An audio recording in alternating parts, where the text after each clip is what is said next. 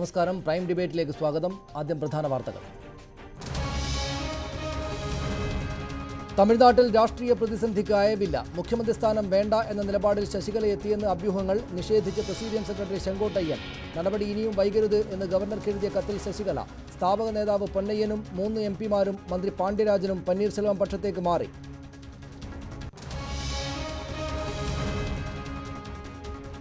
മൻമോഹൻ സിംഗിനെതിരായ മഴക്കോട്ട് പരിഹാസത്തിൽ മോദിക്കെതിരെ രാഹുൽ ഗാന്ധിയുടെ തിരിച്ചടി. കുളിമുറിയിലേക്ക് ഒളിഞ്ഞു നോക്കി സമയം കളയാതെ ഭരിച്ചു കാണിക്കുമെന്ന് രാഹുൽ. नरेंद्र मोदी जी को जन्मपत्री पढ़नी अच्छी लगती है, गूगल सर्च करना अच्छा लगता है और लोगों के बाथरूम में झांकना अच्छा लगता है. ഉത്തർപ്രദേശിൽ ആദ്യഘട്ട വോട്ടെടുപ്പിൽ പോളിംഗ് ശതമാനം 60 കടന്നു. സ്മാർട്ട് ഫോണും സൗജന്യ സൈക്കിളും 10 രൂപയ്ക്ക് ഭക്ഷണവും വാഗ്ദാനം ചെയ്ത് SP കോൺഗ്രസ് സഖ്യം.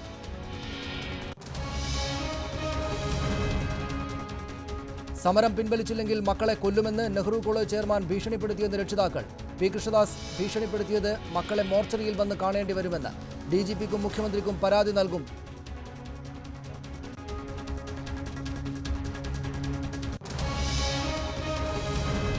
സുപ്രീം കോടതിയുടെ കോടതിയലക്ഷ്യ നോട്ടീസിന് ജസ്റ്റിസ് കർണന്റെ മറുപടി. ദളിതനായതിനാൽ സവർണ ജഡ്ജിമാർ വേട്ടയാടുന്നു. കോടതിയലക്ഷ്യ നടപടി ചീഫ് ജസ്റ്റിസിന്റെ പ്രതികാര നീക്കം. നോട്ടീസ് അംഗീകരിക്കില്ല. ആരോപണത്തിൽ ഉറച്ചു നിൽക്കുകയാണെന്നും ജസ്റ്റിസ് കർണൻ. ദേശീയ സംസ്ഥാന പാതയോരങ്ങളിൽ മദ്യവിൽപ്പന പാടില്ല എന്ന സുപ്രീം കോടതി വിധി ബാറുകൾക്കും ബാധകമെന്ന സംസ്ഥാന സർക്കാർ. വിധിയുടെ അടിസ്ഥാനത്തിൽ ബാർ ലൈസൻസിനുള്ള അപേക്ഷ തള്ളി.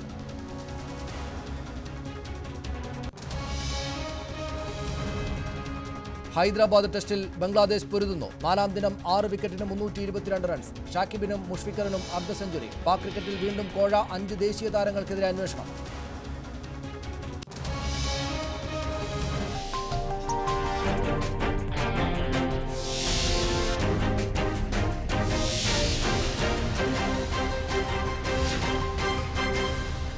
അധികാരം പിടിക്കാൻ സകല കളികളും കളിച്ച് ശശികലയും പന്നീർസെൽവവും.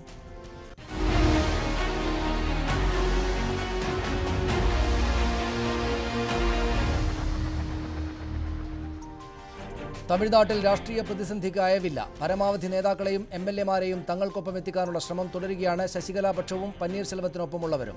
ഇന്ന് പുതുതായി ചിലർ കൂടെ പന്നീർസെൽവം ക്യാമ്പിലെത്തി. 3 എംപിമാരും 2 മന്ത്രിമാരും സ്ഥാപക നേതാവ് പൊന്നയ്യനും ഇന്ന് ശശികല ക്യാമ്പ് വിട്ടിറങ്ങി പന്നീർസെൽവത്തിന് പിന്തുണ പ്രഖ്യാപിച്ചു. മുഖ്യമന്ത്രി സ്ഥാനം വേണ്ട എന്ന നിലപാടിൽ ശശികല എത്തിയതായി അഭ്യൂഹങ്ങൾ പരന്നുവെങ്കിലും അനിശ്ചിതത്വം തുടർന്നാൽ മുഖ്യമന്ത്രിയാകാനില്ല എന്ന് ശശികല MLA-മാരെ അറിയിച്ചുവെന്ന വിവരം പുറത്തായെങ്കിലും പിന്നീടത് നിഷേധിക്കപ്പെട്ടു. ആ വാർത്ത നിഷേധിച്ച് പ്രസിഡന്റ് സെക്രട്ടറി ചെങ്കോട്ടയ്യൻ രംഗത്തെത്തി. ഗവർണറുടെ തീരുമാനത്തിന് നാളെ വൈകിട്ട് 4 മണിവരെ കാത്തിരിക്കാനാണ് ശശികലയുടെ തീരുമാനം. പിന്നീട് എന്ത് നിലപാട് സ്വീകരിക്കണമെന്ന് അപ്പോൾ പറയാമെന്ന് ശശികല നിലപാട് വ്യക്തമാക്കി. കൂടുതൽ വിവരങ്ങളുമായി ചെന്നൈയിൽ നിന്നും CN പ്രകാശ് ചേരുന്നു. പ്രകാശ്, യഥാർത്ഥത്തിൽ ഇപ്പോൾ ഏതെങ്കിലും ഒരു പക്ഷത്തിന് മുൻതൂക്കമുണ്ട്, ഇന്നയാളാണ് വിജയിക്കുക, അധികാരത്തിലെത്തുക എന്ന് പറയാവുന്ന സാഹചര്യമുണ്ടോ? അങ്ങോട്ടും ഇങ്ങോട്ടുമുള്ള ഈ ക്യാമ്പ് മാറ്റവും അതുപോലെ തന്നെയുള്ള പ്രസ്താവന യുദ്ധങ്ങളും ഏത് നിലക്കാണ് പൊതുവിലുള്ള സ്ഥിതിയെ ബാധിക്കുക?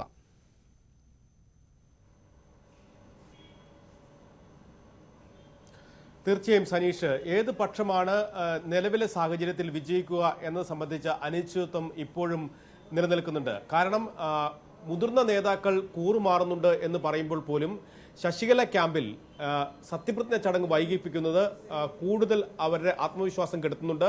ഒപ്പം അവരെ കൂടുതൽ പ്രതിരോധത്തിലാക്കുന്നുണ്ട്. അതുകൊണ്ട് തന്നെയാണ് ഇന്ന് ശശികല പ്രത്യേകിച്ച് ഗവർണർക്ക് വിദ്യാസാഗർ റാവുവിന് 3ാം തവണയാണ് തൻ്റെ സത്യപ്രതിജ്ഞ എത്രയും വേഗം നടപ്പാക്കണമെന്ന് ആവശ്യപ്പെട്ടുകൊണ്ട് കത്ത് നൽകുന്നത്. ഒപ്പം തന്നെ ജനാധിപത്യ മൂല്യങ്ങളെ മുറുകെ പിടിക്കണമെന്ന് പ്രവർത്തകർക്ക് ആഹ്വാനം നൽകുന്നു. 1.5 കോടി ജനങ്ങൾ, 1.5 കോടി പ്രവർത്തകർ തനിക്കൊപ്പമാണ് എന്ന അവകാശവാദമാണ് പരസ്യമായി തന്നെ ശശികല മുന്നോട്ട് വെക്കുന്നത്. പക്ഷേ ഇന്ന് രാവിലെ തന്നെ 2 എംപിമാർ കൂറുമാറിയത് ശശികല ക്യാമ്പിനെ വലിയ തോതിൽ പ്രതിരോധത്തിലാക്കിയിരുന്നു. നേരത്തെ സൂചിപ്പിച്ച പോലെ തന്നെ കൃഷ്ണഗിരി MP അശോക് കുമാർ, ഒപ്പം തന്നെ നാമക്കൽ MP സുന്ദരം എന്നീ 2 എംപിമാരാണ് രാവിലെ തന്നെ കൂറുമാറിയത്. തുടർന്ന് ഉച്ചയോടെയാണ് മന്ത്രിമാരായ 2 മന്ത്രിമാരുടെ കൂറുമാറ്റം അങ്ങേയറ്റം പ്രതിരോധമാണ് ശശികല ക്യാമ്പിൽ ഉണ്ടാക്കിയത്. കാരണം മന്ത്രിമാരടക്കം കൂറുമാറുന്ന സാഹചര്യം ഉണ്ടാവുക എന്ന് പറഞ്ഞാൽ ഒരു പക്ഷേ പന്നീർസെൽവം അധികാരത്തിലേക്ക് എത്താൻ കൂടുതൽ സാധ്യതയുണ്ട് എന്ന പ്രതീതി സൃഷ്ടിക്കപ്പെട്ടു. അതുകൊണ്ട് അതുകൊണ്ട് തന്നെ മറ്റ് MLA-മാർ അടക്കം കൂറുമാറുമോ എന്ന സന്ദേഹവും ശശികല ക്യാമ്പിൽ പടരുകയുണ്ടായി. അതുകൊണ്ട് തന്നെയാണ്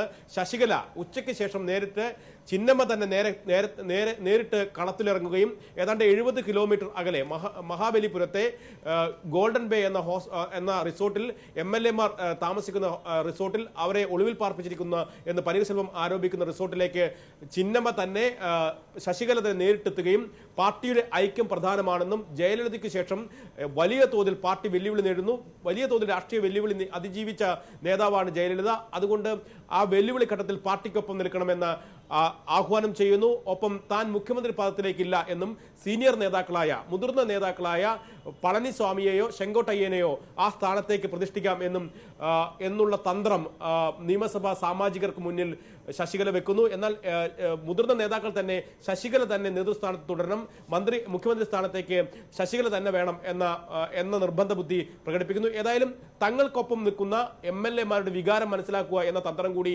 ഒരുപക്ഷെ ശശികലയുടെ ഈ നീക്കത്തിൽ ശശികല ആ തന്ത്രങ്ങളുമായി മുന്നോട്ട് പോകുമ്പോഴും ശശികല ആ തന്ത്രങ്ങളുമായി മുന്നോട്ട് പോകുമ്പോഴും പൊന്നയ്യനെ പോലെയുള്ള സ്ഥാപക നേതാക്കളടക്കം പന്നീർശെൽവത്തിന്റെ ഭാഗത്തേക്ക് മാറുന്നു. MP-മാരും മന്ത്രിമാരും നിസ്സാരരായവരല്ല ശശികല ക്യാമ്പ് വിട്ട് അങ്ങോട്ട് പോയിട്ടുള്ളത്. പന്നീർശെൽവത്തിന് സന്തോഷമുണ്ടാക്കുന്ന നിലപാട് തന്നെയാണോ അല്ലെങ്കിൽ നിലക്ക് തന്നെയാണോ ഇപ്പോഴുള്ളത് കാര്യങ്ങൾ?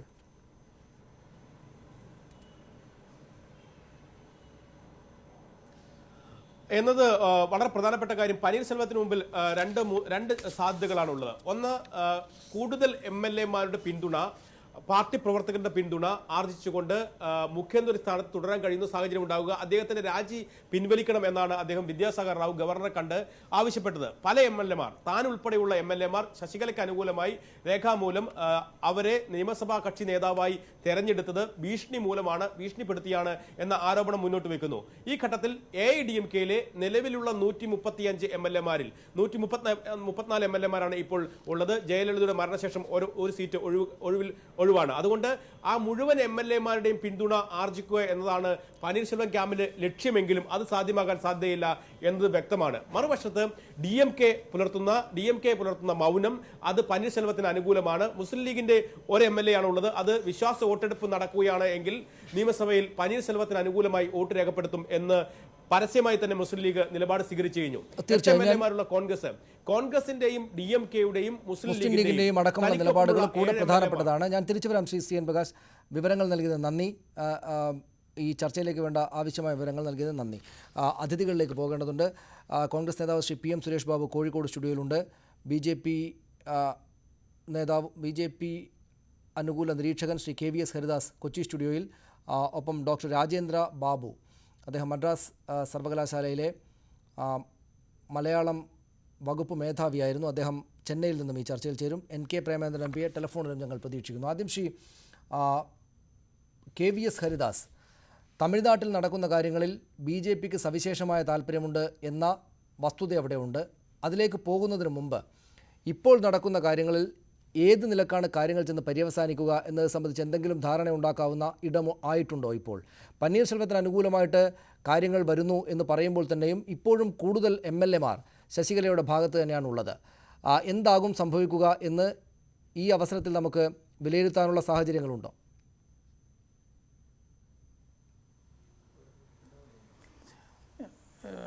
സനീഷ്, ഞാൻ ഊഹിക്കുന്നത് വളരെ കരുതലോടെ തന്നെയാണ് ഗവർണർ ഈ പ്രശ്നത്തെ കാണുന്നത്.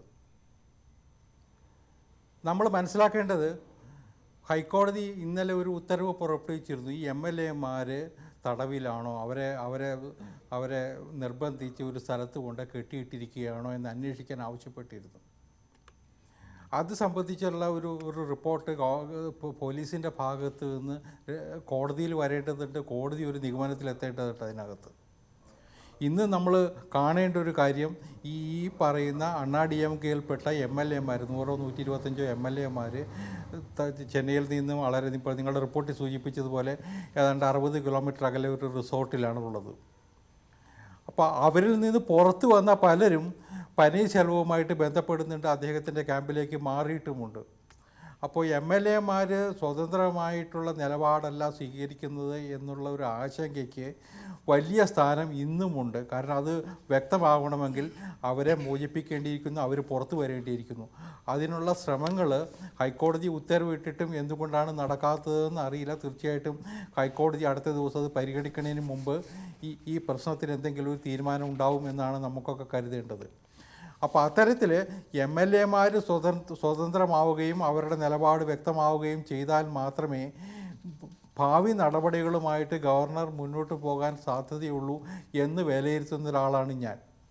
അതിനപ്പുറത്തേക്കൊരു ഒരു തിടുക്കം കാണിക്കേണ്ട ആവശ്യം ഇന്നിപ്പോൾ ഗവർണർക്കില്ല. കാരണം അവിടെ ഒരു കെയർടേക്കർ ഗവൺമെൻറ് ഉണ്ട്, അത്യാവശ്യ കാര്യങ്ങൾ അവർ ചെയ്യുന്നുണ്ട്, ഗവർണറും സ്ഥലത്തുണ്ട്, ക്രമസമാധാന പ്രശ്നങ്ങളൊന്നുമില്ല. അതുകൊണ്ട് തന്നെ ഈ കാര്യങ്ങളിൽ വരുന്ന 2, 3, 4 ദിവസത്തേക്ക് വരാൻ പോകുന്ന താമസത്തിന് വേറെ ഒരു തെറ്റിദ്ധാരണ ഉണ്ടാവേണ്ട കാര്യമില്ല എന്നാണ് എനിക്ക് തോന്നുന്നത്. ഞാൻ തിരിച്ചു വരാം. ശ്രീ PM സുരേഷ് ബാബു, പക്ഷേ അതല്ല ശശികലയുടെ നിലപാട്. ഇന്നും അവർ ഗവർണർക്ക് കത്തയച്ചു. 7 ദിവസമായി പന്നീർസെൽവം രാജി പ്രഖ്യാപനം നടത്തിയിട്ട് രാജി കത്ത് കൈമാറിയിട്ട് ഈ ദിവസം കൊണ്ടുപോലും ഗവർണറുടെ നടപടി വന്നിട്ടില്ല. ഇനിയും വൈകിക്കരുത്, നാളെ വൈകിട്ട് 4 മണി വരെ കാത്തിരിക്കും, അതിനുശേഷം എന്താണ് ചെയ്യുക എന്നത് പറയാനാവുകയില്ല എന്ന് ശശികല വ്യക്തമാക്കിയിട്ടുണ്ട്. സ്വാഭാവികമായിട്ടും രാഷ്ട്രീയമായിട്ടുള്ള ബുദ്ധിമുട്ട് അവർക്കുണ്ടാകും. എന്തുകൊണ്ടെന്നാൽ ഈ കാര്യങ്ങൾ ദിവസങ്ങൾ കൂടിപ്പോകും തോറും അത് പന്നീർസെൽവത്തിനാണ് അനുകൂലമായിട്ട് വരുന്നത്. അദ്ദേഹം രാജിവെച്ചിട്ട് ഇത്രയും ദിവസമായി, ഗവർണർ ഇടപെടുന്നില്ല. അതിന് പിന്നിൽ BJPയുടെ കരങ്ങൾ കൂടെയുണ്ട് എന്ന് സംശയിക്കാവുന്ന അവസ്ഥ കൂടെയുണ്ട്. അതുകൊണ്ട് ഇതിനകത്ത് ഗവർണർ രാഷ്ട്രീയ കളി നടത്തുന്നുണ്ടോ എന്ന ചോദ്യം ആദ്യം മുതലുണ്ട്. ഗവർണർക്ക് ഈ ഘട്ടത്തിലെങ്കിലും ഇടപെടേണ്ടുന്ന സാഹചര്യമില്ലേ?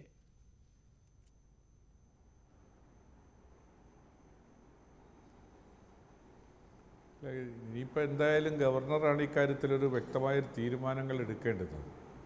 ഗവർണർ പക്ഷേ അലസത കാണിച്ചു എന്ന് ആക്ഷേപിക്കാൻ മാത്രമുള്ള ഒരു സാഹചര്യമോ സന്ദർഭമോ ഒന്നും ഇപ്പോൾ വന്നിട്ടില്ല.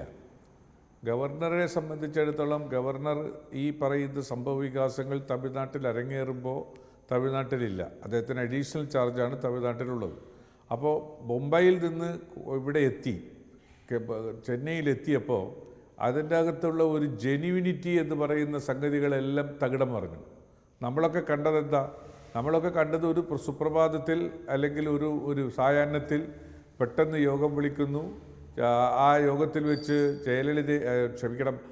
ശശികലയെ നേതാവായി തിരഞ്ഞെടുക്കുന്നു, അത് രാജി കൊടുക്കുന്നു. ഇങ്ങനെ തുടങ്ങിയിട്ടുള്ള ഒരു അപശബ്ദവുമില്ലാത്ത ഒരു സാഹചര്യമാണ് നമ്മളത് കണ്ടത്. പക്ഷേ ഗവർണർ തിരികെ ചെന്നൈയിൽ എത്തുമ്പോഴത്തേക്ക് രാജിവെച്ച പന്നീർസെൽവം തന്നെ പോയിട്ട് പറയുന്നത് എന്താ, എന്നെ നിർബന്ധിച്ച് രാജിവെപ്പിച്ചതാണ്, ഇത് ശരിയല്ല എന്ന് തുടങ്ങിയിട്ടുള്ള കാര്യങ്ങൾ വരികയാണ്.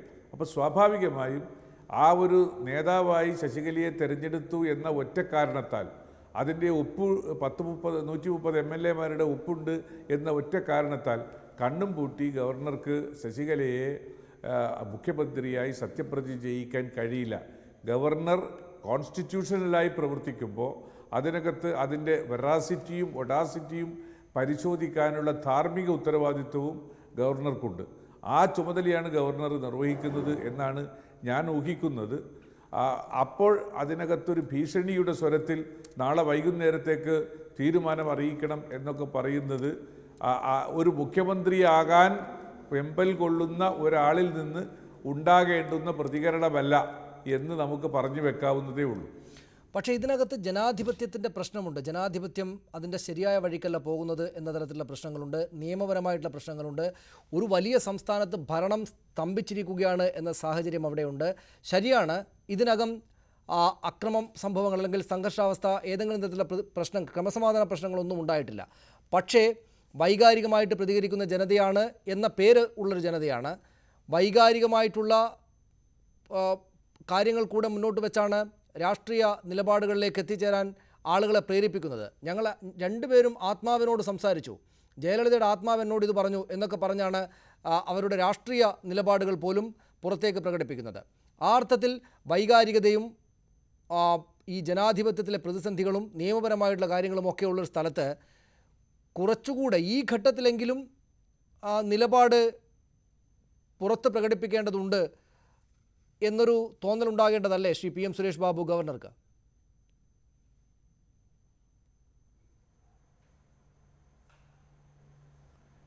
ഗവർണർക്ക് അങ്ങനെ ഗവർണറോട് നമുക്കോ അല്ലെ ഗവർണറോട് ആർക്കെങ്കിലുമോ തങ്ങളുടെ അഭിപ്രായം എന്താണ് എന്ന് പുറത്ത് പറയണം എന്ന് പറയാനുള്ള ഒരു സ്വാതന്ത്ര്യവും അവകാശമൊന്നും നമുക്ക് തരുന്നില്ല.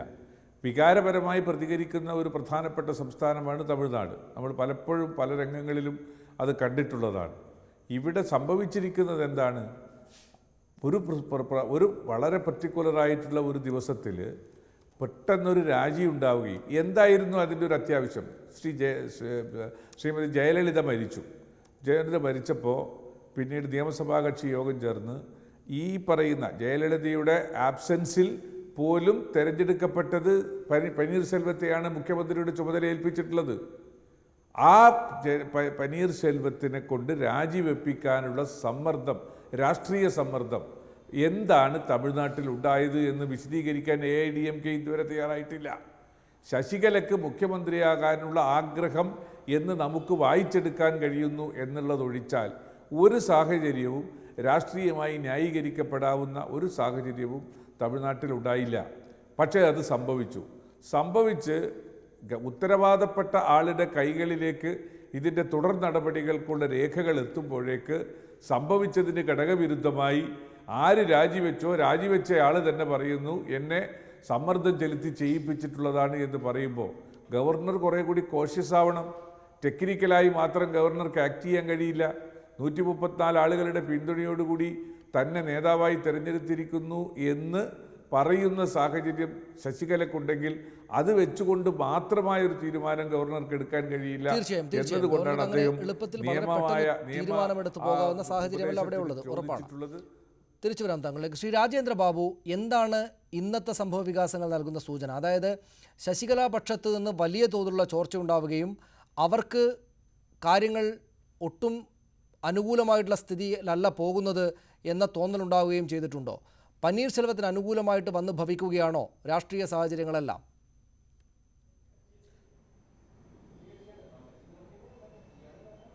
അല്ല, തീർച്ചയായിട്ടും ആ ഒബ്സർവേഷൻ ശരിയാണ്.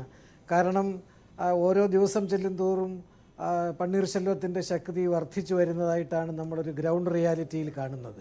കാരണം ശശികലയോടൊപ്പം നിൽക്കുന്ന MLA-മാർ വളരെ സ്വതന്ത്രമായിട്ടാണ് അവിടെ ഞങ്ങൾ റിസോർട്ടിൽ പോകുന്നു, ഞങ്ങൾ ആടിപ്പാടി രസിക്കുകയാണ്, ഞങ്ങളെ ആരും നിയന്ത്രിക്കുന്നില്ല എന്നൊക്കെ പറയുന്നത് പൂർണ്ണമായിട്ടും വിശ്വസിക്കാൻ തമിഴ്നാടിൻ്റെ ഒരു അവസ്ഥയിൽ നമുക്ക് കഴിയില്ല.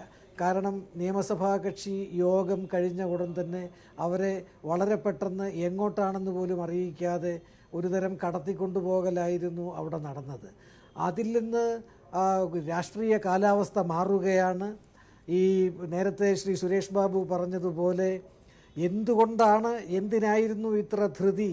ശശികലയുടെ ഭാഗത്തു നിന്ന് എന്തിനായിരുന്നു ഇത്ര ധൃതി? പനീർശെൽവത്തിന് കുറേ സമയം കൂടി അനുവദിച്ച ശേഷം വളരെ സാവകാശം ഒരു രാഷ്ട്രീയ മാറ്റം തമിഴ്നാട്ടിലുള്ളതിനെ പറ്റി ആലോചിച്ചാൽ പോരെ എന്ന് ചിന്തിക്കുന്ന ഒരു വലിയ വിഭാഗം ആളുകളുണ്ട്. മറ്റൊന്ന് വളരെ പ്രധാനമായിട്ടുള്ളത്, ഈ വലിയ തോതിലുള്ള ജനപിന്തുണ ആർജിച്ചുകൊണ്ടിരിക്കുകയാണ് ശ്രീ പനീർശെൽവം. കാരണം AIADMK പോലെയുള്ള ഒരു ഏകശിലാ ഘടനയുള്ള പാർട്ടിയിൽ അതിൻ്റെ നേതാവിനെ ചോദ്യം ചെയ്യാൻ ആദ്യമായി ഒരുപക്ഷെ ഒരാളുണ്ടാവുകയാണ്.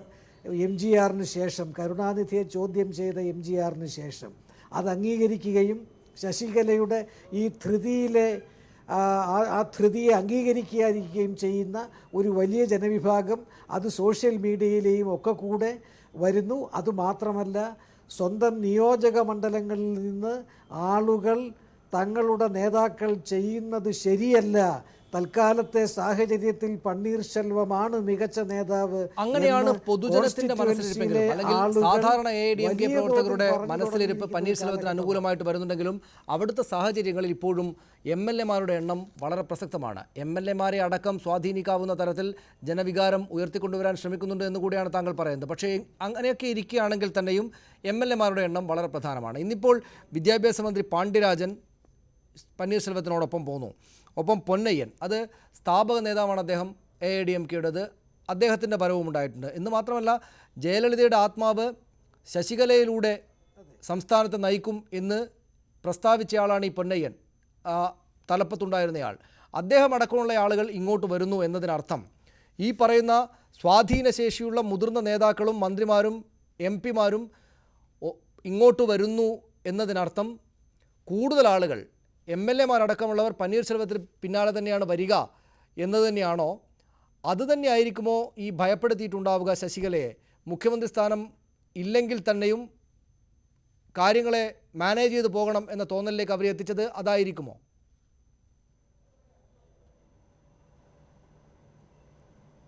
അല്ല, വലിയ ഒരു ഒരു ഒരു അരക്ഷിത ബോധം ശ്രീമതി ശശികലയെ പിടികൂടിയിട്ടുണ്ട് എന്നാണ് കഴിഞ്ഞ ഇന്നും ഇന്നലെയുമുള്ള സംഭവവികാസങ്ങൾ തെളിയിക്കുന്നത്.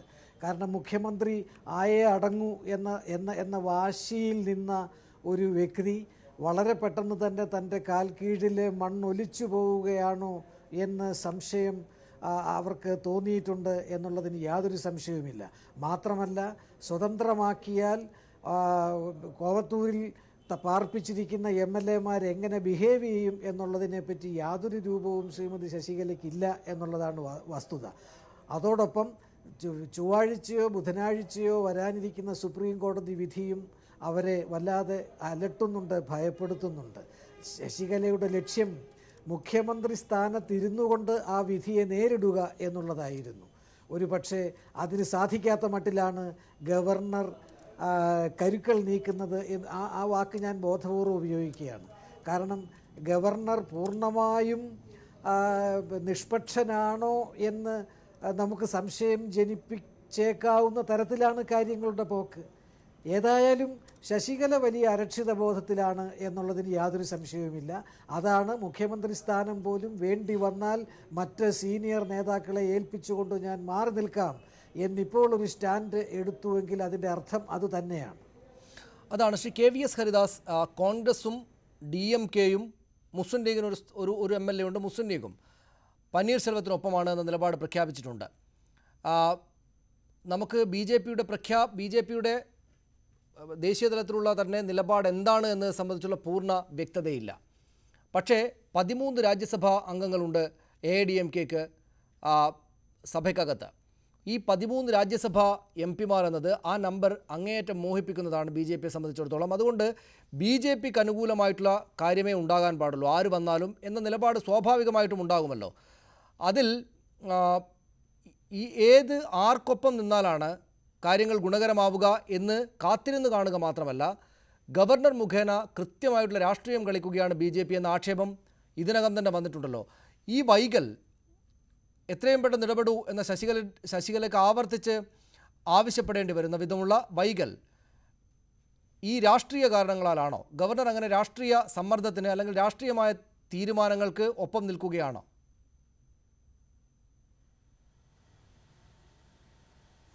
സനീഷ, രണ്ട് കാര്യങ്ങൾ. ഒന്ന്, സനീഷ പറഞ്ഞത് ഗവർണർ കളിക്കുന്ന രാഷ്ട്രീയത്തെക്കുറിച്ചാണ്.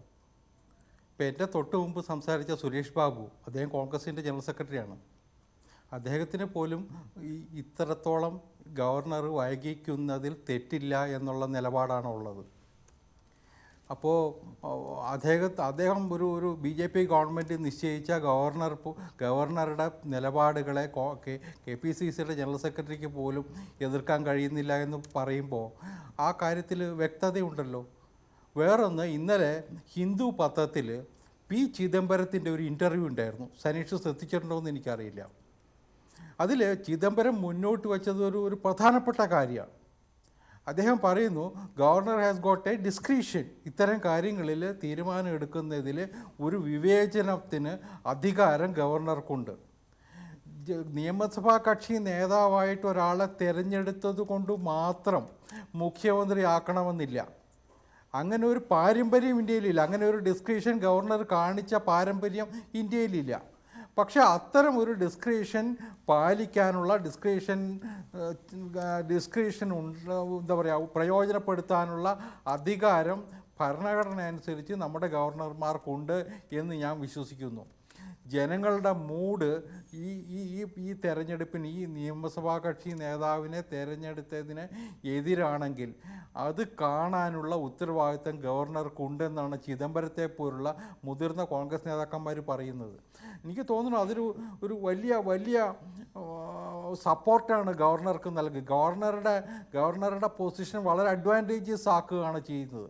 കുറച്ചുകൂടി ശാന്തമായിട്ടിരുന്ന് പ്രശ്നങ്ങൾ ഉരുത്തിരിയുന്നത് വരെ കാത്തിരിക്കാനുള്ള ധൈര്യം ഗവർണർക്ക് അത് നൽകുന്നു എന്നാണ് ഞാൻ വിചാരിക്കുന്നത്. തീർച്ചയായിട്ടും അവിടെ ഒരു പ്രതിസന്ധി ഉണ്ട് എന്നുള്ള കാര്യത്തിൽ നമുക്ക് ആർക്കും തർക്കമില്ല. പക്ഷെ ഞാൻ നേരത്തെ സൂചിപ്പിച്ചില്ലേ, MLA-മാരെ തടങ്കലിൽ വച്ചുകൊണ്ട് അവർ ഒരു മന്ത്രിസഭയെ സ്ഥാനമേൽപ്പിക്കണോ വേണ്ടയോ എന്നുള്ളത് പ്രധാനപ്പെട്ട വിഷയം തന്നെയാണ്. അത് ഗവർണർ ചിന്തിക്കേണ്ടതല്ലേ ശരിക്ക്. ഗവർണറുടെ മുമ്പിൽ ആ പ്രശ്നം വളരെ ഗൗരവത്തിൽ തന്നെയുണ്ട്. പിന്നെ മറ്റൊന്ന്, വരാൻ പോകുന്ന അഴിമതി കേസിലെ വിധി തന്നെയാണ്. സുപ്രീം കോടതിയുടെ മുമ്പിൽ ആ വിഷയം ഇരിക്കുന്നു. 2, 3, 4 ദിവസത്തിനുള്ളിൽ അത് സംബന്ധിച്ച ജഡ്ജിമെൻറ്റ് വരുമെന്നാണ് നമ്മളൊക്കെ കരുതുന്നത്. അപ്പോൾ സ്വാഭാവികമായിട്ടും അതുവരെ വരട്ടെ എന്നുള്ള കാത്തിരിപ്പായിരിക്കും ഗവർണറുടെ മനസ്സിലുണ്ടാവുക. നമുക്ക് കാത്തിരിക്കാമെന്നാണ് എനിക്ക് തോന്നുന്നത്. ഡോക്ടർ രാജേന്ദ്ര ബാബു, സമയം എടുക്കാനുള്ള അധികാരം ഗവർണർക്കുണ്ട്. അതിന് അദ്ദേഹത്തിന് വിവേചനാധികാരമുണ്ട്. MLA-മാർ എവിടെ, MLA-മാരെ മാറി താമസിപ്പിച്ചതിൻ്റെ പ്രശ്നങ്ങൾ അവിടെയുണ്ട്. അഴിമതി കേസിൽ വിധി കാത്തു നിൽക്കുന്നയാളാണ് മുഖ്യമന്ത്രി സ്ഥാനത്തിനായി അവകാശവാദം ഉന്നയിക്കുന്നത് എന്ന പ്രശ്നങ്ങളുണ്ട്. അതുകൊണ്ട് നല്ല സാവകാശമെടുത്ത് തീരുമാനം എടുക്കാവുന്ന അധികാരം, വിവേചനാധികാരം ഗവർണർക്കുണ്ട്. എത്ര വേണമെങ്കിൽ വൈകാം. ഇങ്ങനെ വൈകുന്നത് പനീർശെൽവത്തിനാണ് സന്തോഷമേകുക, ശശികലയ്ക്ക് വലിയ ബുദ്ധിമുട്ടാണ് ഉണ്ടാക്കുക എന്ന് ഇതിനകം തന്നെ വ്യക്തമായി കഴിഞ്ഞിട്ടുമുണ്ട്. നോക്കൂ, പനീർശെൽവമാണ് AIADMK-യുടെയും അതുവഴി തമിഴ്നാടിൻ്റെയും രാഷ്ട്രീയ അധികാര കേന്ദ്രത്തിലേക്ക് വരുന്നതെങ്കിൽ ശശികല എന്ന രാഷ്ട്രീയ നേതാവാകാൻ, മുഖ്യമന്ത്രിയാകാൻ ശ്രമിച്ചയാളുടെ ഭാവി എന്താകും? ജാനകി രാമേന്ദ്രനെ പോലെ അവർ ചരിത്രത്തിൻ്റെ മറവിയിലേക്ക് പിന്തള്ളപ്പെട്ടു പോകുമോ?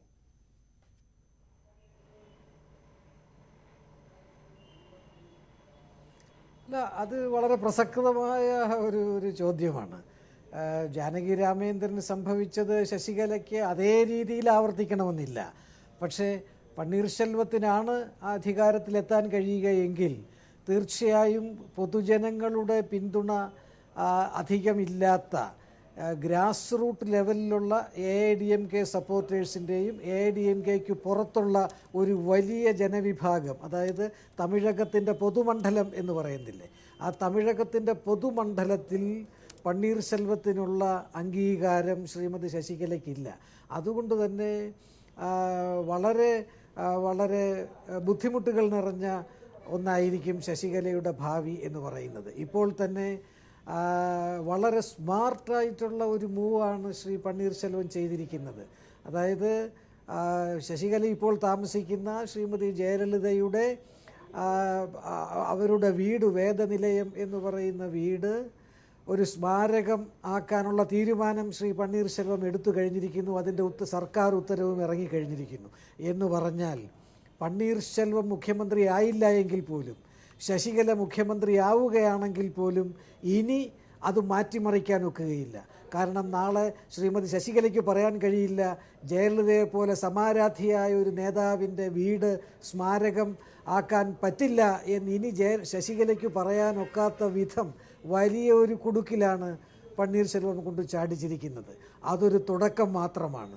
ഇനി വരാനിരിക്കുന്ന കേസും കൂടെ ആകുമ്പോൾ ആ കേസിൻ്റെ വിധി ശശികലയ്ക്ക് എതിരാവുകയാണെങ്കിൽ തികച്ചും ശോഭനമല്ലാത്ത ഒരു രാഷ്ട്രീയ ഭാവിയായിരിക്കും ശ്രീമതി ശശികലയെ കാത്തിരിക്കുന്നത് എന്ന് യാതൊരു സംശയവുമില്ലാതെ പറയാവുന്നത്. പക്ഷേ ഡോക്ടർ രാജേന്ദ്ര ബാബു, ഇപ്പോൾ നമ്മൾ പ്രവചിക്കാനുള്ള സമയമായിട്ടില്ല. അവിടെ രാഷ്ട്രീയമായിട്ട് സംഭവവികാസങ്ങൾ നടന്നുകൊണ്ടിരിക്കുകയാണ്. എങ്കിൽ തന്നെയും ഈ പനീർശെൽവം ഇങ്ങനെ പൊന്നയ്യനെ പോലെയൊക്കെയുള്ള സ്ഥാപക നേതാക്കളുടെ അടക്കം പിന്തുണ വാങ്ങുന്നു. പനീർശെൽവം വളരെ വിധേയനായ ഒരു നേതാവായിട്ടാണ് നമ്മൾ കണ്ടിരുന്നത് ഈ സംഭവവികാസങ്ങൾ ഉണ്ടാകുന്നതിന് തൊട്ടു മുമ്പ്. ജയലളിതയ്ക്ക് വിധേയനാണെങ്കിൽ ശശികലയ്ക്കും വിധേയനായിരിക്കും എന്ന് കരുതിയിരുന്ന ആളുകളെ മുഴുവൻ അമ്പരപ്പിച്ചുകൊണ്ടാണല്ലോ അദ്ദേഹം നിലപാട് മാറ്റിയത്. നോക്കൂ, വലിയ വ്യക്തി പ്രഭാവത്തിന് വലിയ രാഷ്ട്രീയ ശേഷിയുള്ള ആ നാട്ടിൽ MG രാധാകൃഷ്ണനും MG രാമേന്ദ്രനും ജയലളിതയും പോലുള്ള ചലച്ചിത്ര താരങ്ങളുണ്ടായിരുന്ന ആ നാട്ടിൽ പനീർശെൽവം ഇമ്മട്ടിലൊരു അധികാര കേന്ദ്രമായി വരുന്നത്, അല്ലെങ്കിൽ നേതൃരൂപമായി വരുന്നത് അത്ഭുതകരമല്ലേ? അതെങ്ങനെയാണ് അദ്ദേഹം വളരെ പെട്ടെന്ന് ഇത്തരത്തിൽ താങ്കൾ നേരത്തെ സൂചിപ്പിച്ചതുപോലെ ഉള്ള രാഷ്ട്രീയ തന്ത്രങ്ങൾ മെനയുന്നയാളായിട്ട് മാറിയത്?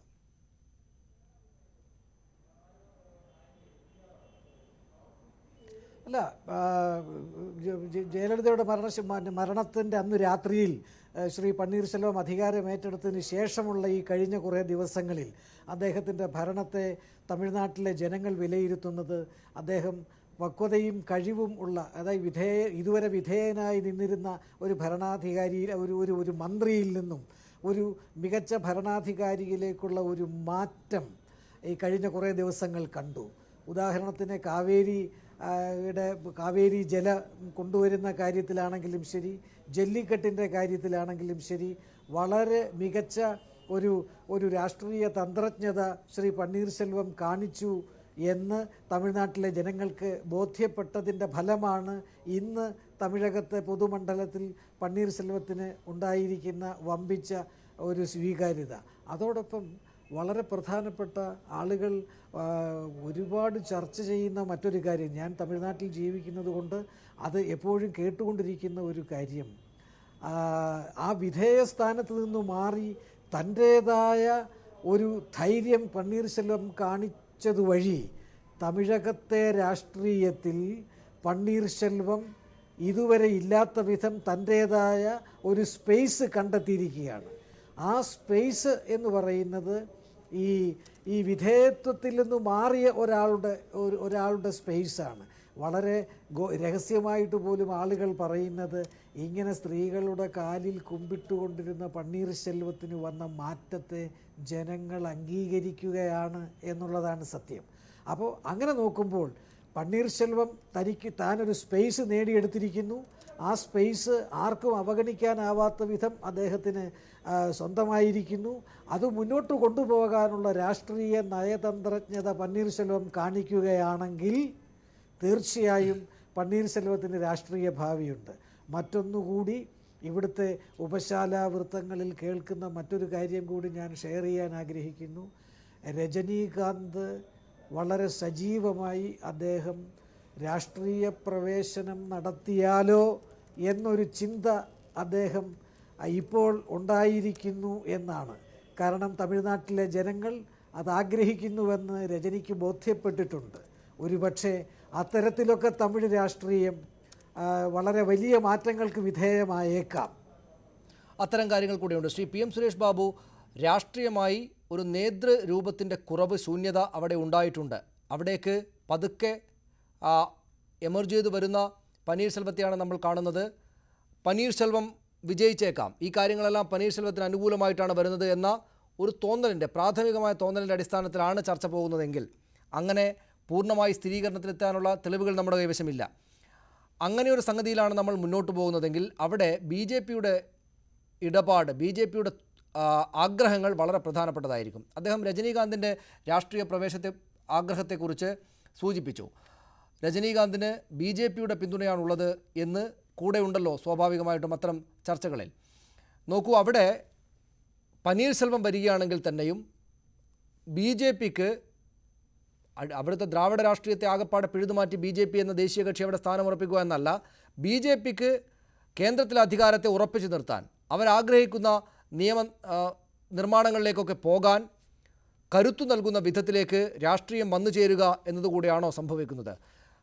ശശികല പോകുന്നു, പന്നീർശെൽവം അധികാരസ്ഥാനത്തേക്ക് വരുന്നു, പന്നീർശെൽവത്തിന് BJPയുടെ പിന്തുണ കിട്ടുന്നു, തിരിച്ചങ്ങോട്ടും അതുണ്ടാകുന്നു. ആത്യന്തിക ഗുണം BJPക്കായിരിക്കും എന്ന നിലയെത്തുമോ?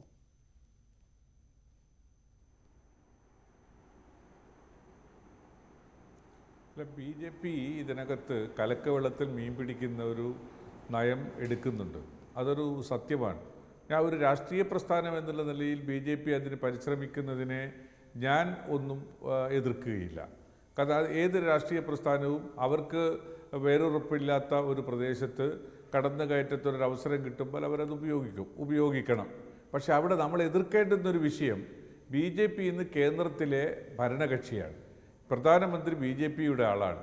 ആ പ്രധാനമന്ത്രി ഇരിക്കുന്ന സ്ഥലത്ത് അവരാൽ നിശ്ചയിക്കപ്പെട്ട ഒരു ഗവർണർ, ആ ഗവർണറുടെ പ്രവൃത്തിയെക്കുറിച്ച് ഞാൻ ആക്ഷേപം പറയുന്നില്ല എന്നുള്ളതൊഴിച്ചാൽ പലർക്കും ആ ഗവർണറുടെ നിലപാടിനെക്കുറിച്ച് ആക്ഷേപങ്ങൾ ഉണ്ടല്ലോ.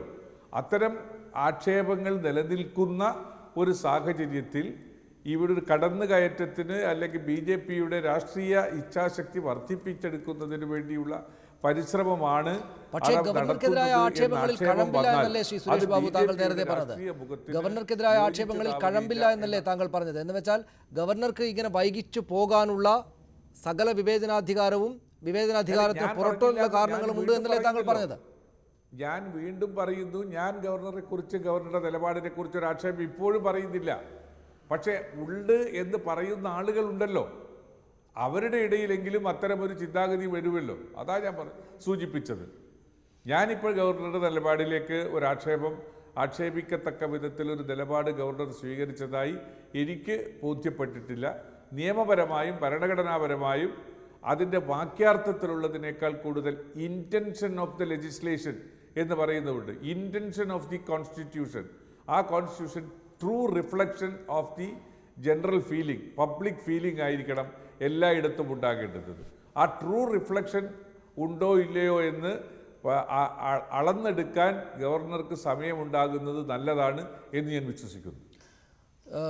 ശ്രീ KVS ഹരിദാസ്, ഈ ഗവർണറുമായി ബന്ധപ്പെട്ട് ഗവർണറെ BJP ആണ് നയിക്കുന്നത് എന്നൊക്കെയുള്ള ആക്ഷേപങ്ങൾ പലയിടങ്ങളിലായിട്ട് വരുന്നുണ്ടെങ്കിൽ തന്നെയും അതൊന്നും താങ്കളും സുരേഷ് ബാബു അടക്കമുള്ള ആളുകളും പറഞ്ഞതുപോലെ ഗവർണർക്ക് ഇത്തരമൊരു നിലപാട് സ്വീകരിക്കാവുന്ന എല്ലാ സാഹചര്യങ്ങളും അവിടെയുണ്ട്. അതുകൊണ്ട് അതിനെ പൂർണ്ണമായി കുറ്റപ്പെടുത്തുക എന്നത് സാധ്യമല്ല. എങ്കിൽ തന്നെയും എല്ലാവർക്കും അറിയാവുന്നതാണല്ലോ, ഈ പറയുന്ന 13 എന്ന രാജ്യസഭാ നമ്പർ അവിടെ ഉള്ളപ്പോൾ തന്നെയും BJPക്ക് വലിയ താല്പര്യങ്ങളുണ്ട്. പക്ഷേ BJP അത് മോശമായ തോതിൽ ഏതെങ്കിലും തരത്തിലുള്ള രാഷ്ട്രീയ നിലപാട് സ്വീകരിക്കുന്നതായി നമുക്ക് പരസ്യമായിട്ടൊന്നും പറയാനുള്ള തെളിവുകളുമില്ല. പക്ഷേ അപ്പോൾ തന്നെയും BJP സ്വീകരിക്കുന്ന നിലപാട്, അതായത് പന്നീർശെൽവമാണ് വരുന്നതെങ്കിൽ അങ്ങനെ ഈ രജനീകാന്തിനെ രാഷ്ട്രീയത്തിലേക്ക് ഇറക്കി അവിടുത്തെ നേതൃശൂന്യതയെ ഇല്ലാതാക്കി അതുവഴി തങ്ങൾക്ക് നേട്ടമുണ്ടാക്കാനുള്ള അവസ്ഥ, ഇത്തരം നീക്കങ്ങൾ BJPക്ക് ഗുണം ചെയ്യുന്ന തരത്തിൽ തന്നെ വന്ന് ഭവിക്കും എന്ന് നമ്മൾ കണക്കാക്കേണ്ടതുണ്ടോ ഈ ഘട്ടത്തിൽ?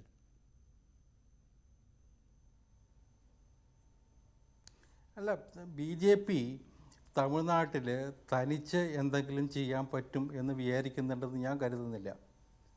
അത് എളുപ്പമല്ല. കാരണം ആ ദ്രവീഡിയൻ പൊളിറ്റിക്സിനകത്ത് BJPക്ക് ഇറങ്ങിച്ചെന്നിട്ട് അവിടെ ഒരു സ്വന്തം നിലയ്ക്ക് സ്വാധീനമുണ്ടാക്കാൻ അത്ര എളുപ്പമല്ല. ഒരു ലോങ് റണ്ണിലൊക്കെ ചിലപ്പോൾ നടന്നേക്കാം. അതുകൊണ്ട് തന്നെയാണ് ഈ 2014 നരേന്ദ്രമോദി ഗവൺമെൻറ് അധികാരത്തിൽ വന്നത് മുതൽ ജയലളിതയുമായിട്ട് നല്ല സൗഹൃദം പുലർത്താൻ വേണ്ടിയിട്ടുള്ള വളരെ ശ്രദ്ധയോടെയുള്ള നീക്കങ്ങൾ കേന്ദ്ര സർക്കാരും BJPയും നടത്തിയിട്ടുണ്ട്. കഴിഞ്ഞ നിയമസഭാ തെരഞ്ഞെടുപ്പിൽ BJPയും DMKയും തമ്മിലൊരു സഖ്യമൊന്നും ഉണ്ടായിരുന്നില്ല, പരസ്പരം മത്സരിക്കുക ചെയ്തത്. പക്ഷേ തെരഞ്ഞെടുപ്പിന് ശേഷവും ജയലളിതയും DMKയും കേന്ദ്രത്തിലെ BJP ഗവൺമെൻറ്റുമായിട്ട് നല്ല സഹകരണമാണ് പുലർത്തി വന്നത്. അപ്പോൾ ആ സൗഹൃദത്തിനൊന്നും ഒരു പ്രശ്നമില്ല, പ്രശ്നം ഉണ്ടാകാനും പോകുന്നില്ല. ഇപ്പോഴും ഞാൻ മനസ്സിലാക്കുന്നത്, ഇപ്പോഴും ഇന്നത്തെ സാഹചര്യത്തിലും DMKയുമായിട്ടുള്ള ബന്ധം സൗഹൃദമായിട്ട്, കാരണം ലോകസഭയിലെ ഡെപ്യൂട്ടി സ്പീക്കറായിട്ട് BJP കണ്ടെത്തിയത് തമ്പി ദുരൈയാണ്. പ്രതിപക്ഷത്തിന് കൊടുത്ത സ്ഥാനമാണത്. പക്ഷേ പ്രതിപക്ഷത്തെ ഏറ്റവും വലിയ കക്ഷി എന്ന നിലയിൽ DMKയുമായിട്ടുള്ള ഒരു ധാരണയുടെ പുറത്തു കൂടിയായിരുന്നു, നമുക്കൊക്കെ അറിയാതെ. അപ്പോൾ ആ ബന്ധം ഇപ്പോഴും നിലനിർത്തുന്നു. രാജ്യസഭയിലാണെങ്കിൽ പ്രതിസന്ധി ഘട്ടങ്ങളിലൊക്കെ തന്നെ BJPക്കൊപ്പം DMK നിന്നിട്ടുണ്ട്. ആ സൗഹൃദമോ ആ സഹകരണമോ ഇല്ലാതാക്കണമെന്ന് ഒരിക്കലും BJP ആഗ്രഹിക്കുന്നുണ്ടാവില്ല, തീർച്ചയാണത്. പിന്നെ രജനീകാന്തിൻ്റെ വരവ് തീർച്ചയായിട്ടും അത് BJPയെ സംബന്ധിച്ചിടത്തോളം ആവേശം പകരുന്നത് തന്നെയാണ്. കാരണം കഴിഞ്ഞ ഒരു വാജ്പേയിയുടെ കാലഘട്ടം മുതൽ തന്നെ രജനീകാന്ത് ഒരു BJP സപ്പോർട്ടറായിരുന്നു. BJPയുടെ സഹയാത്രികൻ എന്ന് വേണമെങ്കിൽ പറയാവുന്ന ഒരു സിനിമാ താരമായിരുന്നു അദ്ദേഹം. അപ്പോൾ അത് നരേന്ദ്രമോദിയുമായിട്ടും അദ്ദേഹത്തിന് നല്ല അടുപ്പമാണുള്ളത്. അപ്പോൾ രജനീകാന്തിനെ രാഷ്ട്രീയത്തിൽ ഇറങ്ങാൻ പ്രേരിപ്പിക്കുന്നതിൽ BJPക്ക് ഒരു വലിയ പങ്കുണ്ടാവുമെന്ന് വിചാരിക്കുന്ന ഒരാൾ തന്നെയാണ് ഞാൻ. അദ്ദേഹം പക്ഷേ പലപ്പോഴും ഇതിനു മുമ്പ് അദ്ദേഹത്തിൻ്റെ മേൽ സമ്മർദ്ദമുണ്ടായപ്പോൾ അദ്ദേഹം അതിൽ നിന്നൊക്കെ പിടിവിട്ട് മാറുക ചെയ്തത്. പക്ഷേ ഇന്നിപ്പോൾ നമുക്കൊക്കെ അറിയാം, തമിഴ്നാട് പൊളിറ്റിക്സിൽ അത്തരത്തിലൊരു വാക്യൂം ഉണ്ട്. ആ വാക്യൂം ഫില്ല് ചെയ്യാൻ പറ്റുന്ന ഏറ്റവും നല്ല വ്യക്തിത്വം രജനീകാന്ത് തന്നെയാണ്. അത് നമ്മളെല്ലാവരും അംഗീകരിക്കുന്ന കാര്യമാണ്. തമിഴ്നാട് ജനത മൊത്തത്തിൽ അംഗീകരിക്കുന്നുണ്ടാവും അത്. പക്ഷേ അദ്ദേഹം അതിന് വില്ലിങ് ആണോ അല്ലയോ ഉള്ളോ എന്നതാണ് പ്രശ്നം.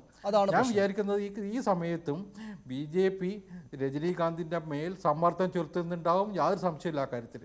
അതാണ് ശ്രീ ഡോക്ടർ രാജേന്ദ്ര ബാബു, ഈ ചലച്ചിത്ര താരങ്ങൾ പലരും അഭിപ്രായം പറഞ്ഞു കഴിഞ്ഞു. കമൽഹാസനും അരവിന്ദ് സ്വാമിയും തൊട്ട് പലരും അഭിപ്രായം പറഞ്ഞു.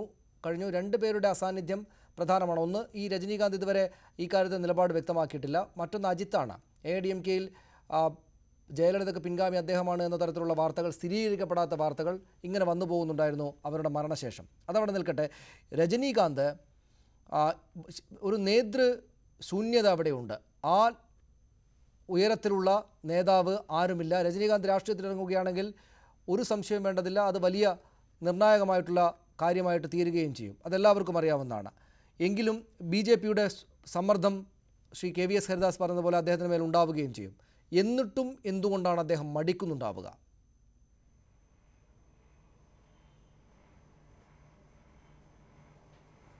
അല്ല, ഒരുപാട് സമ്മർദ്ദങ്ങൾ നേരത്തെ ഉണ്ടായിരുന്നു. പക്ഷേ അദ്ദേഹം സജീവ രാഷ്ട്രീയത്തിൽ ഇറങ്ങുന്നതിന് അദ്ദേഹം ആദ്യമൊന്നും താല്പര്യം കാണിച്ചിരുന്നില്ല. എന്നാൽ നേരത്തെ നടന്ന ഒരു തെരഞ്ഞെടുപ്പിൻ്റെ ഭാഗധേയം മുഴുവൻ മാറ്റിമറിച്ചത് രജനീകാന്തിൻ്റെ ഒരേ ഒരു പ്രസ്താവനയായിരുന്നു, ഒരു വാചകത്തിലുള്ള ഒരു പ്രസ്താവനയായിരുന്നു. കരുണാനിധിക്കും DMK-ക്കും അനുകൂലമായിട്ട് ആ തെരഞ്ഞെടുപ്പ്, ജയലളിതയ്ക്കെതിരായിട്ട് ആ തെരഞ്ഞെടുപ്പ് മാറിയത്. പക്ഷേ ഓഫ് ലേറ്റ് രജനീകാന്ത് പൂർണ്ണമായിട്ടും രാഷ്ട്രീയത്തിൽ നിന്ന് ഒഴിഞ്ഞു നിൽക്കേണ്ട ആളല്ല താൻ എന്നൊരു ബോധം അദ്ദേഹത്തിനുണ്ടായിരിക്കുന്നുവെന്നും അദ്ദേഹം വളരെ സ്വകാര്യമായി അത് ചിന്തിക്കുന്നുണ്ട് എന്നും ഇന്ന് ആധികാരികമായി തന്നെ തമിഴ് ജനത അവരുടെ ആഗ്രഹത്തിനനുസരിച്ച് രജനി ചിന്തിക്കുമെന്നുള്ളത് വിശ്വസിക്കുന്നുണ്ട്. അതിനകത്ത് പക്ഷേ എനിക്ക് അദ്ദേഹം ഒരു BJP-കാരനായി അവതരിക്കും എന്നുള്ള കാര്യത്തിൽ എനിക്ക് സംശയങ്ങളുണ്ട്. BJP അനുഭാവം ഉണ്ട് എങ്കിലും തമിഴകത്ത് ഒരു BJP-കാരനായി രജനീകാന്ത് അവതരിക്കും എന്നുള്ളത് വിദൂരമായ സാധ്യതയുള്ളൂ. അദ്ദേഹത്തിൻ്റേതായ ഒരു ദ്രവീഡിയൻ ഔട്ട്ഫിറ്റ് കൂടി, ദ്രവീഡിയൻ ഒരു കൺസെപ്റ്റ് കൂടി വെച്ചുകൊണ്ടുള്ള ഒരു പുതിയ രാഷ്ട്രീയ പ്രസ്ഥാനത്തിനായിരിക്കും രജനി മുന്നിട്ടിറങ്ങുക എന്നുള്ളതാണ് എനിക്ക് തോന്നുന്നത്. മറ്റൊന്ന്, ഇപ്പോൾ BJP മാത്രമല്ല സനീഷേ, ഈ തമിഴകത്തിലെ എല്ലാ രാഷ്ട്രീയ അതായത് സ്റ്റേക്ക് ഹോൾഡേഴ്സ് എല്ലാവരും ഇതിൽ രാഷ്ട്രീയം കളിക്കുന്നുണ്ട്. DMK-യും അതിശക്തമായ ഒരു രാഷ്ട്രീയം ഇപ്പോൾ കളിച്ചുകൊണ്ടിരിക്കുകയാണ്. കാരണം അവരുടെ ചായ്വ് പന്നീർസെൽവത്തോടൊപ്പമാണ്. മാത്രമല്ല, ഒരു ഫ്ലോർ ടെസ്റ്റ് അസംബ്ലിയിൽ ഉണ്ടാവുകയാണെങ്കിൽ പന്നീർസെൽവത്തിന് ഇല്ലാത്ത കുറച്ച് MLA-മാരുമായിട്ട് വന്നാൽ ഒരു പക്ഷേ DMK-യുടെ പ്രത്യക്ഷമായ സഹകരണത്തിലായിരിക്കാം ആ ഭരണം പോലും നിലനിൽക്കാൻ പോകുന്നത്. കോൺഗ്രസിനും താല്പര്യമുണ്ട് സനീഷെ. അതായത് രാഹുൽ ഗാന്ധിയുടെ അപ്പോളോ ആശുപത്രിയിലേക്കുള്ള സന്ദർശനം അത് വളരെ കെയർഫുള്ളായി കരുനീക്കിയത് തന്നെയാണ്.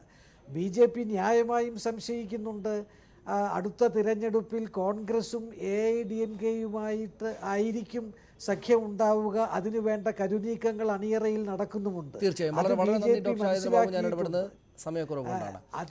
അതിനനുസരിച്ച് ഒരു പക്ഷേ വളരെ നന്ദി ഡോക്ടർ രാജേന്ദ്ര ബാബു ഞങ്ങളോട് സംസാരിച്ചതിന്. തീർച്ചയായും ശശികലയും പന്നീർസെൽവവും അവരവരുടെ അധികാരം സ്ഥാപിക്കാൻ വേണ്ടിയിട്ട് ഉള്ള കടുത്ത മത്സരത്തിലാണെങ്കിൽ തന്നെയും അവരെ മാത്രം ബാധിക്കുന്ന കാര്യമല്ലാതെ BJP-യും കോൺഗ്രസും DMK-യും ഇതിനെല്ലാം പുറത്തുവെക്കുന്ന രജനീകാന്തിൻ്റെ ആരാധക വൃന്ദവും ഒക്കെ ഉൾച്ചേർന്ന അതിസങ്കീർണമായ കാര്യങ്ങളിലൂടെയാണ് ഈ നിമിഷങ്ങളിൽ തമിഴ്നാട് രാഷ്ട്രീയം കടന്നു പോകുന്നത്. ഒന്നും പുതുതായി സംഭവിക്കാത്തപ്പോൾ പോലും ഇതുതന്നെയാണ് തമിഴ്നാട്ടിലെ ഏറ്റവും പ്രധാനപ്പെട്ട പല കാരണങ്ങൾ കൊണ്ട് രാജ്യത്തെ ഏറ്റവും പ്രധാനപ്പെട്ട ചർച്ചയായി തുടരുന്നത്. വളരെ നന്ദി ഡോക്ടർ രാജേന്ദ്ര ബാബു ഞങ്ങളോടൊപ്പം ചർച്ചയിൽ പങ്കെടുക്കാനെത്തിയതിന്. ശ്രീ PM സുരേഷ് ബാബു, ശ്രീ KVS ഹരിദാസ് ഞങ്ങളോടൊപ്പം ചർച്ചയിൽ പങ്കെടുക്കാനെത്തിയതിന് നന്ദി. തമിഴ്നാട്ടിലെ AIADMK-യിലെ രാഷ്ട്രീയ കരുനീക്കങ്ങളിൽ ഇരുപക്ഷത്തും പ്രമുഖരാണ് അണിനിരന്നിരിക്കുന്നത്. പനീർസെൽവത്തിൻ്റെയും ശശികലയുടെയും ക്യാമ്പുകളിൽ തന്ത്രങ്ങൾ മെനയുന്നത് ഇവരാണ്. ആരൊക്കെയാണ് ഇവരെന്ന് പരിശോധിക്കാം. ഈ മധുസൂദനൻ ജയലളിതയുടെ കാലത്തെ പാർട്ടിയിൽ രണ്ടാമൻ. AIADMK പ്രസിഡിയം ചെയർമാൻ സ്ഥാനത്തു നിന്നും ശശികല നീക്കി.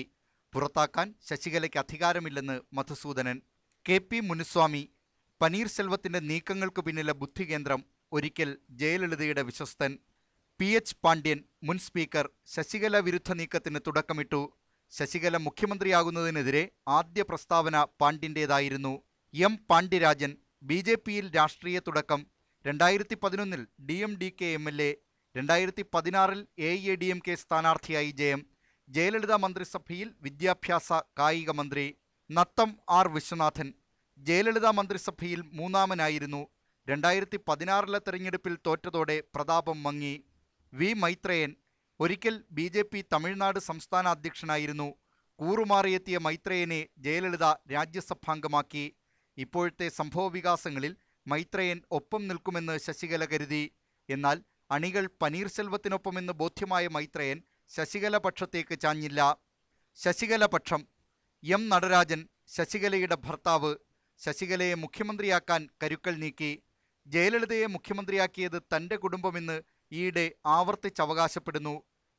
വി ദിനകരൻ ശശികലയുടെ സഹോദരൻ.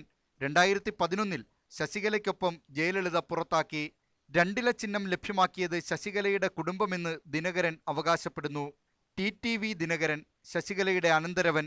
ഒരിക്കൽ ജയലളിതയുടെ വളർത്തുപുത്രനും പാർട്ടി ട്രഷററും. പെരിയകുളം ലോക്സഭാ തെരഞ്ഞെടുപ്പ് കാലത്ത് തനിക്കു വേണ്ടി പ്രവർത്തിച്ച പനീർശെൽവത്തെ ജയലളിതയിലുള്ള സ്വാധീനം ഉപയോഗിച്ച് മന്ത്രിയാക്കി. ഇപ്പോൾ ശശികലയ്ക്കൊപ്പം എല്ലാ നീക്കത്തിലും TTV ദിനകരനുണ്ട്. KA ചെങ്കോട്ടയ്യൻ എക്കാലത്തും ജയലളിതയുടെ വിശ്വസ്തൻ. മധുസൂദനെ മാറ്റി ശശികല നിയമിച്ച presidium chairman. C. Sreenivasan Dindigul MP. നേരത്തെ പാർട്ടി ട്രഷറർ. ഇപ്പോൾ പനീർശെൽവത്തെ മാറ്റി ശശികല ശ്രീനിവാസനെ വീണ്ടും ട്രഷററാക്കി. പാമ്പാടി നെഹ്റു കോളേജ് ചെയർമാൻ കൃഷ്ണദാസ് ഭീഷണിപ്പെടുത്തിയതായി വിദ്യാർത്ഥികളുടെയും രക്ഷിതാക്കളുടെയും പരാതി. ജിഷ്ണു പ്രണോയിയുടെ ആത്മഹത്യയിൽ പ്രതിഷേധം തുടർന്നാൽ മക്കളെ മോർച്ചറിയിൽ കാണേണ്ടി വരുമെന്ന് ചെയർമാൻ രക്ഷിതാക്കളെ ഭീഷണിപ്പെടുത്തിയതായാണ് ആരോപണം. ഭീഷണിക്കെതിരെ മുഖ്യമന്ത്രിക്കും വിദ്യാഭ്യാസ മന്ത്രിക്കും പരാതി നൽകുമെന്ന് രക്ഷിതാക്കൾ അറിയിച്ചു.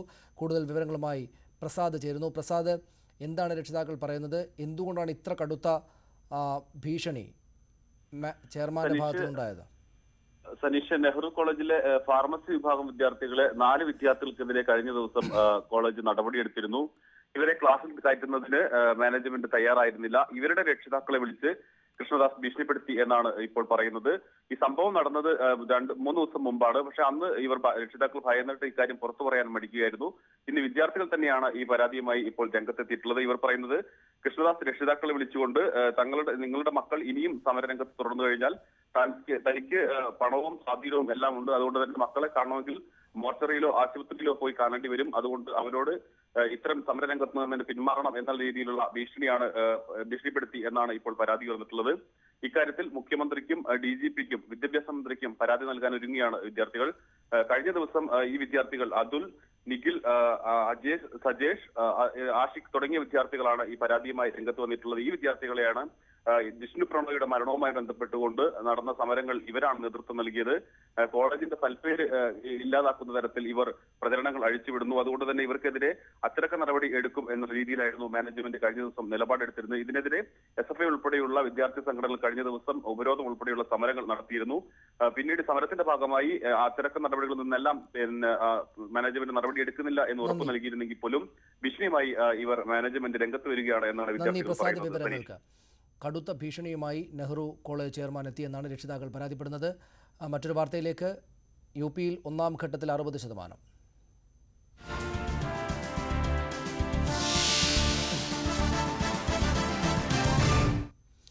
ഉത്തർപ്രദേശിലെ നിയമസഭാ തെരഞ്ഞെടുപ്പിലെ ആദ്യഘട്ട വോട്ടെടുപ്പിൽ മികച്ച പോളിംഗ്. 15 ജില്ലകളിലായി 73 മണ്ഡലങ്ങളിലേക്ക് നടന്ന വോട്ടെടുപ്പിൽ 63% വോട്ടുകൾ പോൾ ചെയ്തു.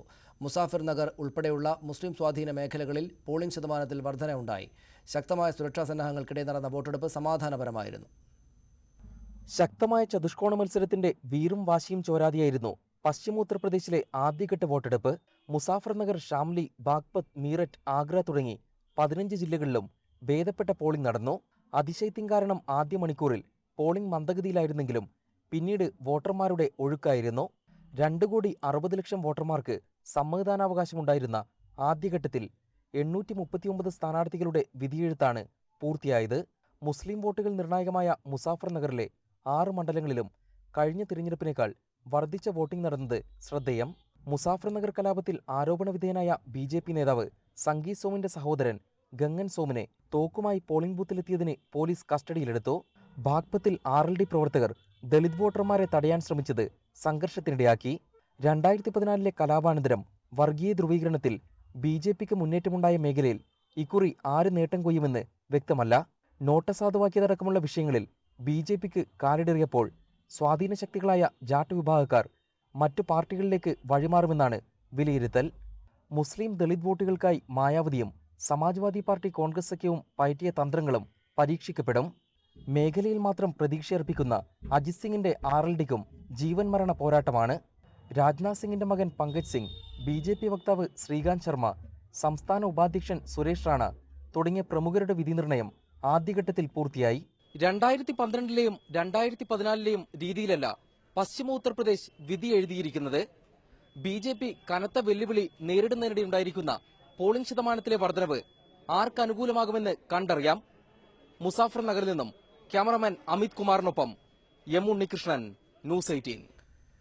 ദേശീയ സംസ്ഥാന പാതയോരങ്ങളിലെ മദ്യവിൽപ്പനശാലകൾ പാടില്ല എന്ന സുപ്രീം കോടതി വിധി ബാറുകൾക്കും ബാധകമാണെന്ന് സംസ്ഥാന സർക്കാർ. 500 മീറ്റർ പരിധിയിൽ ബാറുകൾ അനുവദിക്കാനാവില്ല എന്ന് തിരുവനന്തപുരത്തെ ഹൈസിന്ത് ഹോട്ടലിന്റെ അപേക്ഷ തള്ളിക്കൊണ്ട് സർക്കാർ വ്യക്തമാക്കി.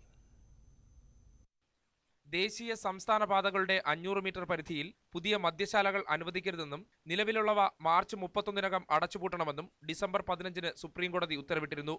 തമിഴ്നാട്ടിലെ മദ്യവിൽപ്പനശാലകളുമായി ബന്ധപ്പെട്ട ഹർജിയിലാണ് കോടതിയുടെ ഉത്തരവെന്നും ബാറുകൾക്കും ബിയർ ആൻഡ് വൈൻ പാർലറുകൾക്കും ഇത് ബാധകമല്ലെന്നുമായിരുന്നു കേരളത്തിലേതടക്കമുള്ള ബാറുകളുടെ നിലപാട്. പുതുച്ചേരിയും അസമും വിധിയിൽ ഇളവ് ആവശ്യപ്പെട്ടപ്പോഴും വ്യക്തത തേടി സുപ്രീംകോടതിയെ സമീപിക്കാൻ സംസ്ഥാന സർക്കാർ തയ്യാറായിരുന്നില്ല. എന്നാൽ പഞ്ചനക്ഷത്ര ബാർ ലൈസൻസിനായുള്ള തിരുവനന്തപുരം ഹൈസിന്ത് ഹോട്ടലിന്റെ അപേക്ഷ തള്ളിക്കൊണ്ടാണ് എക്സൈസ് വകുപ്പ് ഇത് സംബന്ധിച്ച തീരുമാനം വ്യക്തമാക്കിയത്. വിദ്യാഭ്യാസ സ്ഥാപനത്തിന്റെയും പട്ടികജാതി പട്ടികവർഗ കോളനിയുടെയും 200 മീറ്റർ പരിധിയിൽ വരുന്നതിനാൽ ഹൈസിന്ത് ഹോട്ടലിന് ബാർ ലൈസൻസ് അനുവദിക്കാനാവില്ലെന്ന് എക്സൈസ് കമ്മീഷണർ വ്യക്തമാക്കിയിരുന്നു. ഇതിനെതിരെ ഹൈസിന്ത് നൽകിയ ഹർജിയിൽ 2 മാസത്തിനകം തീരുമാനം പുനഃപരിശോധിക്കാൻ ഹൈക്കോടതി ഉത്തരവിട്ടു. ഈ ഉത്തരവിന്റെ അടിസ്ഥാനത്തിൽ എക്സൈസ് വകുപ്പ് അഡീഷണൽ ചീഫ് സെക്രട്ടറി പി മാരപാണ്ഡ്യൻ പുറത്തിറക്കിയ ഉത്തരവിലാണ് സുപ്രീംകോടതി വിധി ബാറുകൾക്കും ബാധകമാണെന്ന് വ്യക്തമാക്കുന്നത്. ഹൈസിന്തിന് ലൈസൻസ് നൽകാതിരിക്കുന്നതിനുള്ള പുതിയ കാരണമായി സുപ്രീംകോടതി വിധിയും ഉത്തരവിൽ ചൂണ്ടിക്കാണിക്കുന്നു. ദേശീയ സംസ്ഥാന പാതയോരങ്ങളിൽ നിന്ന് മദ്യശാലകൾ കാണരുത്, നേരിട്ട് പ്രവേശനമുണ്ടാകരുത്, 500 മീറ്റർ പരിധിയിൽ മദ്യശാലകൾ പാടില്ല എന്നീ വിധിയിലെ 3 വ്യവസ്ഥകളും ഹൈസിന്തിന് ലൈസൻസ് നൽകാതിരിക്കാനുള്ള കാരണങ്ങളാണ്. പഞ്ചനക്ഷത്ര ഹോട്ടലിന് ലൈസൻസ് നൽകാൻ സുപ്രീംകോടതി വിധി തടസ്സമാണെന്ന് പറഞ്ഞതിലൂടെ ബിയർ ആൻഡ് വൈൻ പാർലറുകൾക്കും ഇത് ബാധകമാകുമെന്നാണ് നിയമവിദഗ്ധരുടെ അഭിപ്രായം. ഇതോടെ സംസ്ഥാനമെമ്പാടും ദേശീയ സംസ്ഥാന പാതയോരത്തുള്ള ബാറുകളും ബിയർ ആൻഡ് വൈൻ പാർലറുകളും മാർച്ച് 31-ഓടെ മാറ്റി സ്ഥാപിക്കേണ്ടി വന്നേക്കാം. മറിച്ചാകണമെങ്കിൽ വിധി ബാറുകൾക്ക് ബാധകമല്ലെന്ന് സുപ്രീംകോടതി വ്യക്തമാക്കേണ്ടി വരും. National desk, news 18. Prime debate പൂർണ്ണമാകുന്നു. പ്രധാന വാർത്തകളിലേക്ക് വീണ്ടും.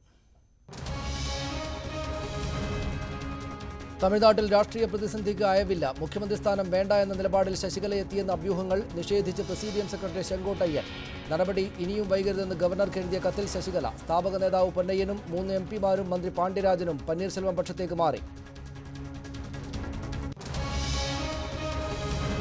മൻമോഹൻ സിംഗിനെതിരായ മഴക്കോട്ട് പരിഹാസത്തിൽ മോദിക്കെതിരെ രാഹുൽ ഗാന്ധിയുടെ തിരിച്ചടി. കുളിമുറിയിലേക്ക് ഒളിഞ്ഞു നോക്കി സമയം കളയാതെ ഭരിച്ചു കാണിക്കൂവെന്ന് രാഹുൽ. अब मैं समझता हूं कि नरेंद्र मोदी जी को जन्मपत्री पढ़नी अच्छी लगती है, गूगल सर्च करना अच्छा लगता है और लोगों के बाथरूम में झांकना अच्छा लगता है. ഉത്തർപ്രദേശിൽ ആദ്യഘട്ട വോട്ടെടുപ്പിൽ പോളിംഗ് 60% കടന്നു. സ്മാർട്ട് ഫോണും സൗജന്യ സൈക്കിളും 10 രൂപയ്ക്ക് ഭക്ഷണവും വാഗ്ദാനം ചെയ്ത് SP കോൺഗ്രസ് സഖ്യം. സമരം പിൻവലിച്ചില്ലെങ്കിൽ മക്കളെ കൊല്ലുമെന്ന് നെഹ്റു കോളേജ് ചെയർമാൻ ഭീഷണിപ്പെടുത്തിയെന്ന് രക്ഷിതാക്കൾ. പി കൃഷ്ണദാസ് ഭീഷണിപ്പെടുത്തിയത് മക്കളെ മോർച്ചറിയിൽ വന്ന് കാണേണ്ടി വരുമെന്ന്. BJPക്കും മുഖ്യമന്ത്രിക്കും പരാതി നൽകി രക്ഷിതാക്കൾ.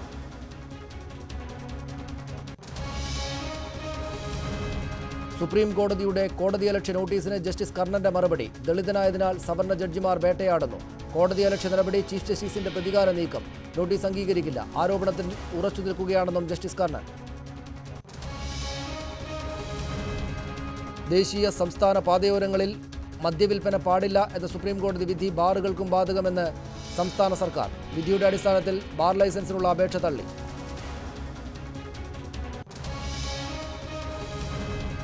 ഹൈദരാബാദ് ടെസ്റ്റിൽ ബംഗ്ലാദേശ് പൊരുതുന്നു. 4-ാം ദിനം 6 വിക്കറ്റിന് 322 റൺസ്. ഷാക്കിബിനും മുഷ്ഫിഖറിനും അർദ്ധ സെഞ്ചുറി.